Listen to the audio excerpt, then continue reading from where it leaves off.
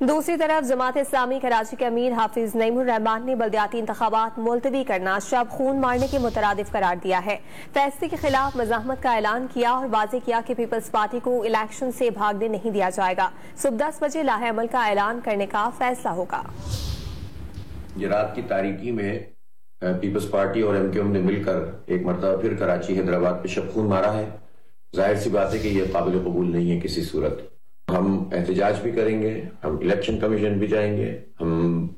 Court بھی جائیں گے اور ہم ان لوگوں کو بھاگنے نہیں دیں گے۔ میڈیا کے سامنے 10 بجے انشاءاللہ پورے لاہے عمل کا اعلان کروں گا اور ہم تمام آپشنز پر غور کریں گے کہ کس طرح سے ہم عوامی رد عمل کے ذریعے سے اپنا حق حاصل کریں، اس لیے کہ یہ شب خون مارا گیا، یہ چھرا گھونپا گیا ہے اور ہمیشہ کی تاریخ دہرائی گئی ہے جب پیپلز پارٹی اور ایم کیو ایم نے مل کر کراچی کے عوام کے ساتھ یہ ظلم کیا ہے، کہیں کا نہیں چھوڑا ہے ہمیں، اور ایک امید پیدا ہوتی ہے اور اس امید کو بھی کھانے کی کوشش کرتے ہیں یہ وہ ڈاکو ہیں کہ جنہوں نے ہمارا سارا کا سارا جو حق ہے ہماری نوجوان نسل کا وہ چھین لیا ہے، ہمیں تعلیم سے محروم کیا ہے، ہمیں جو ہے وہ بنیادی سہولتوں سے محروم کیا ہے۔